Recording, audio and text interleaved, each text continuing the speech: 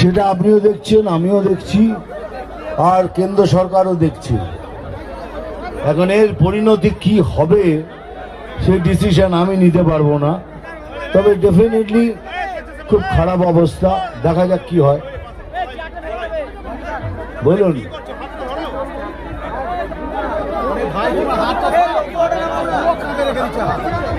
এইবার এটা সুপ্রিম কোর্টে জানানো হয়েছে, রাজ্যের মুখ্যমন্ত্রী কি ভুল বোঝা পাচ্ছে না ঠিক বোঝে, তার সেই জাজমেন্ট তো সুপ্রিম কোর্ট দেবেন।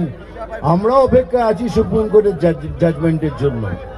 কেন যা হয়েছে সেটা যদি আমি করতাম তো আমাকে তো 15 দিন পিসি করে দিতেন, 15 দিন তো আগে আমায় জেল খাটাতেন, তারপরে ভাবতেন।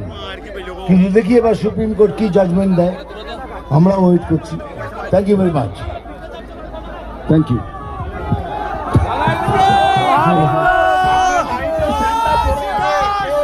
লাইটের স্ট্যান্ডটা পড়ে যাবে, সামনে সামনে লাইটের স্ট্যান্ডটা পড়ে যাবে, ইলেকট্রিক আছে, ওটাতে অ্যাক্সিডেন্ট হয়ে যাবে, একটু সাবধান আপনারা।